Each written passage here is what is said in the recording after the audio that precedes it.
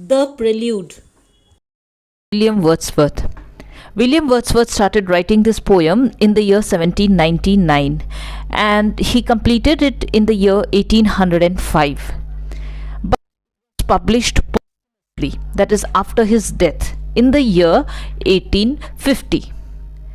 This was a preparatory poem and was also to be biographical. So no separate title was given to it by him. And the title, The Prelude, under which it was published in 1850, was chosen by his wife, Mary Hutchinson. In fact, Wordsworth never intended to get it published during his lifetime. The poet would call it the poem on his own early life, and to Dorothy, his sister, it was the poem to Coleridge. To Coleridge, his friend, it was nothing but a part of The Recluse, a great philosophical poem that was to be the monumental work of the life of the poet. Coleridge was the guardian angel of Wordsworth's poetical genius. He dedicated this poem to his dear friend Coleridge. This poem is written in blank verse. The purpose of the poem is twofold. First, a self-examination to find out if he was indeed a real poet and if he was fit enough for composing a great poem, The Recluse, that will stand the test of time. And secondly, a self-expression enfolding the expression of an age of renewed nobility and manners. It is quite known to us that Wordsworth had an epic mission. His highest ambition was to compose that great poem, The Recluse, which was to be the monumental work of his life. We also know that the Prelude was just to be the introduction to that great poem. But still, we must accept that the Prelude derives its energy, its inspiration, its dignity, and its religious aura from the larger epic mission towards which it was to lead. Then Milton was Wordsworth's poetic hero. Milton wrote an epic about man's moral rather than his military history, and Wordsworth in turn claims to find heroic argument in man's personal history. So Wordsworth says, "A tale from my own heart, more near akin to my own passion and habitual thoughts." A critical and close observation will reveal that in theme, style, and structure, it has close resemblance with an epic.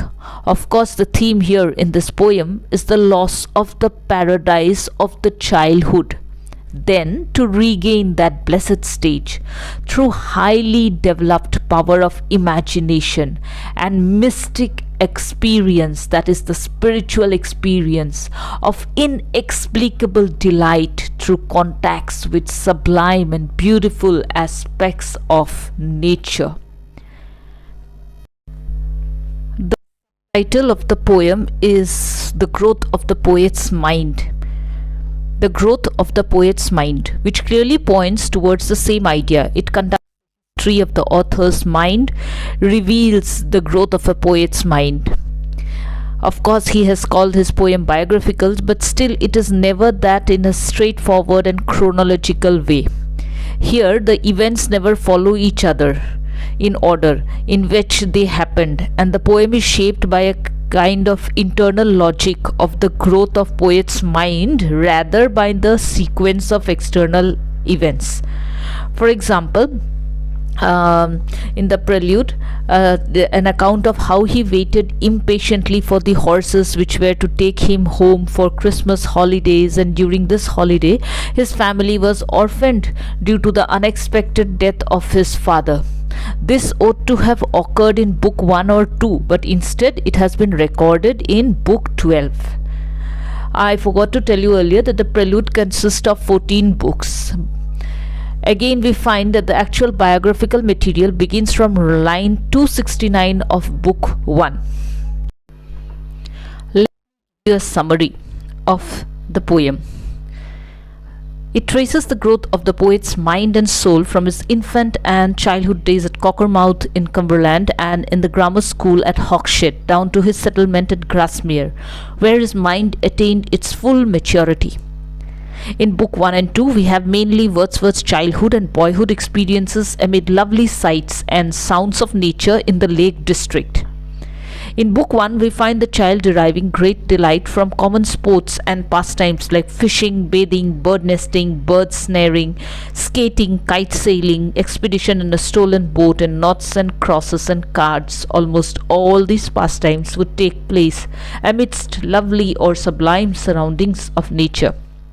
But even at this stage, slowly and almost imperceptibly, the boy's sensuous love of nature began to change into some sort of spiritual or mystical love.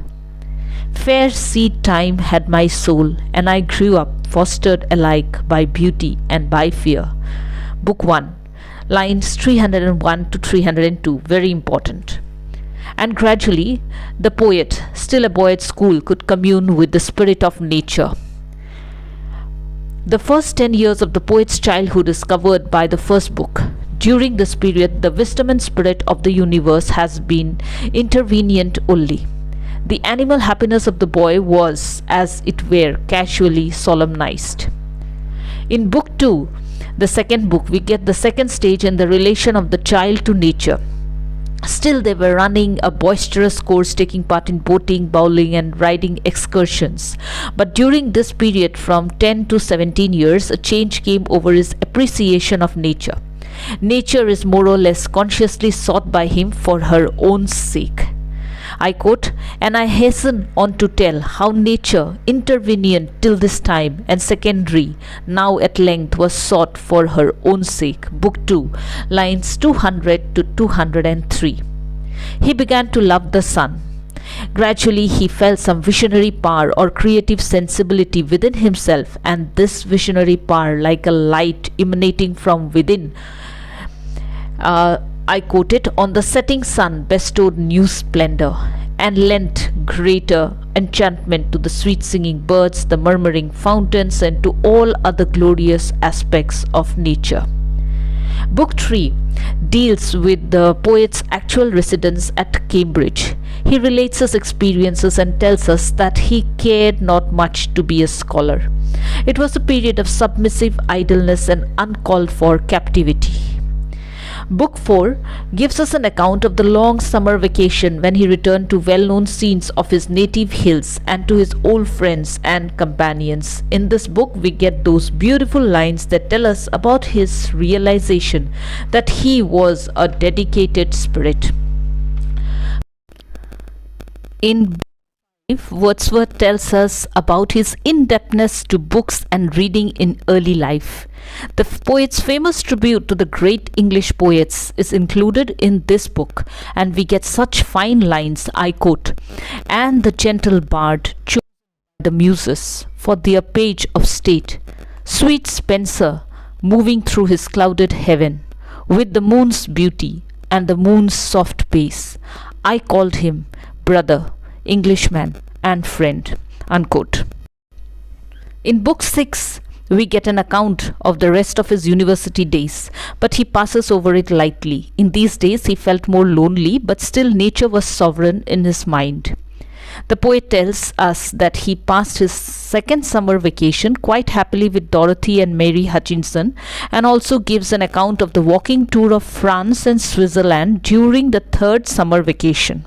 He had the good luck of landing in France at a time when, I quote, "should reverence Europe at the time was thrilled by joy, France standing at the top of golden hours, and human nature seeming born again." Unquote.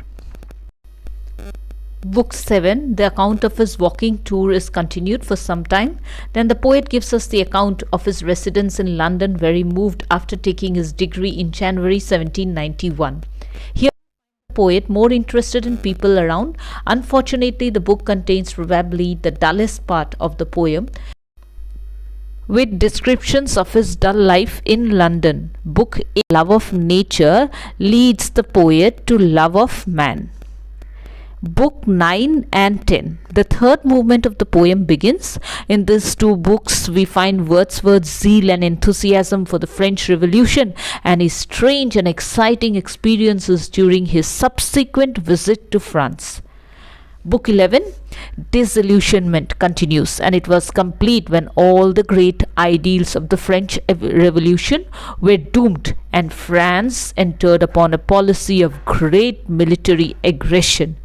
He was overwhelmed and probably faced the bitterest spiritual crisis of his life. He tried to tide over the crisis. Book 12 to 14. The fourth and the last movement of the book may be said to have started from Book 11. In the last three books, we find how the gradual restoration of the poet's faith in humanity was ushered in through Dorothy, Coleridge, and the benign influence of nature. In these books, we find the poet telling us how the imagination, absorbing all experience and transcending it, links mankind with the divine. There is a didactic tone in the closing sections of the poem. The voice of a wise sage seems to have started dominating over the thrilling note of the child of nature.